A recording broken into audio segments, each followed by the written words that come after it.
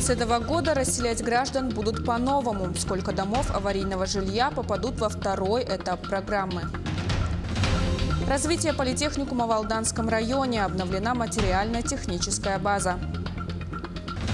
Экономные дрова. Что нужно знать о сборе валежника.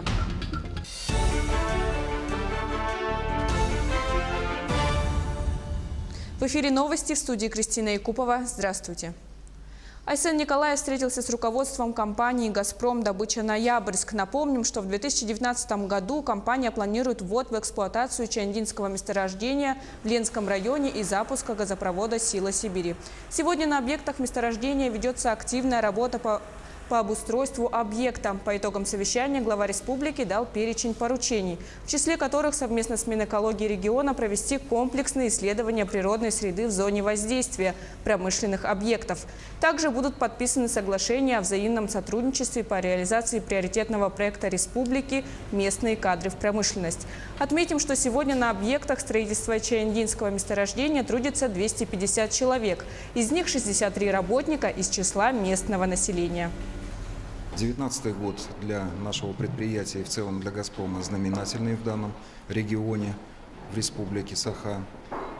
В этом году, в конце года, намечен запуск чандинского месторождения, а также подача газа по газопроводу «Сила Сибири» в Китайскую Народную Республику. Поэтому год очень важный и будет очень насыщенный событиями и трудовыми свершениями.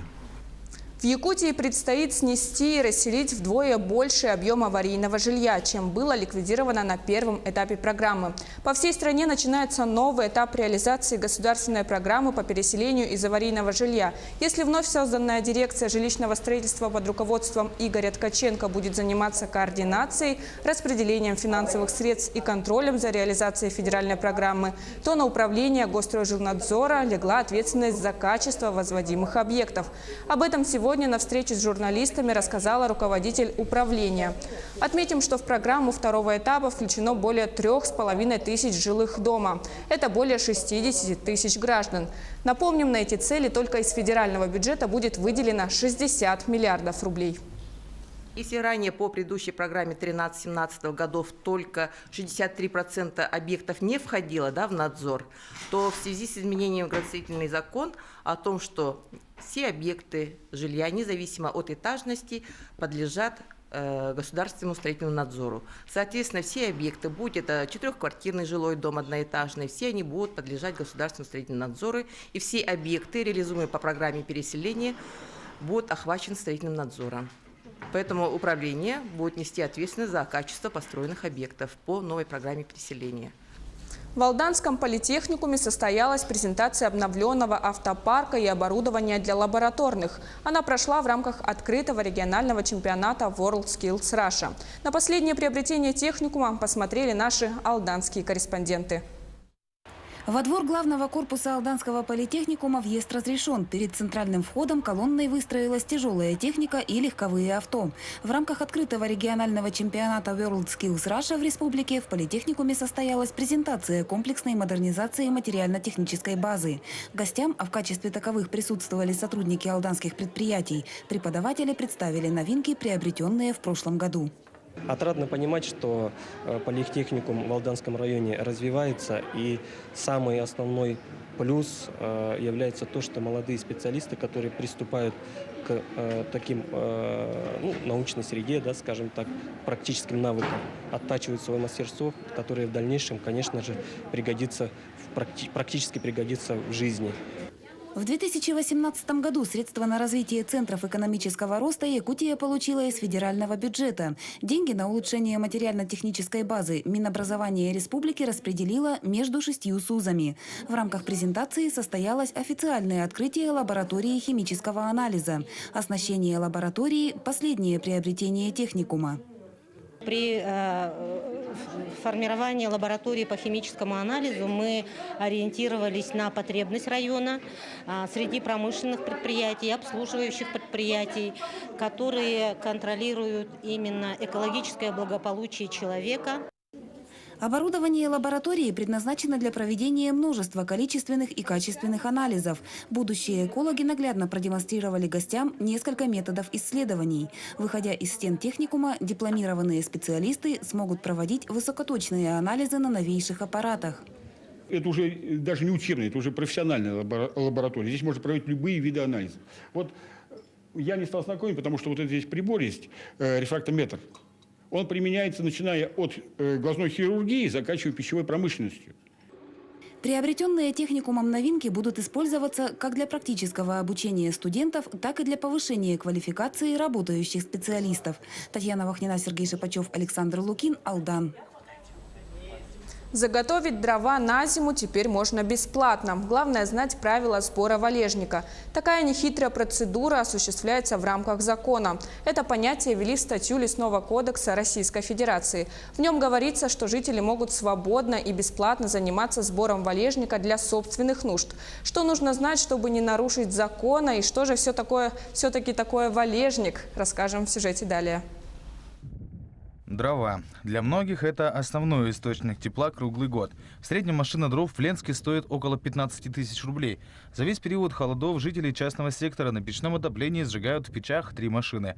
За зиму выходит кругленькая сумма. С начала 2019 года у жителей частного сектора появился альтернативный путь решения этой задачи. Жители могут свободно и бесплатно заготавливать валежник для собственных нужд. Это мертвые деревья. Древесина у этих деревьев потеряла свои технические качества и подвергается гниению. Следовательно, может использоваться только в качестве топлива и удобрения. Главное не перепутать заготовленные на вывоз дрова с валежником, иначе могут быть неприятности. В районе достаточно много участков леса, арендованы под заготовление древесины на производство. И если собрать заготовленный материал под видом валежника, дрова обойдутся слишком дорого. Можно легко попасть под статью. В 3 случаях сбор валежника запрещен. Во-первых, в местах рубки лесных насаждений. Это опасно для жизни. Во-вторых, в местах складирования древесины, потому что, как я уже говорила ранее, в этом случае это не валежник, а чья-то собственность, или государства, или частника. Сбор такого, скажем, в кавычках, валежника будет приравниваться к краже и наказываться по всей строгости закона.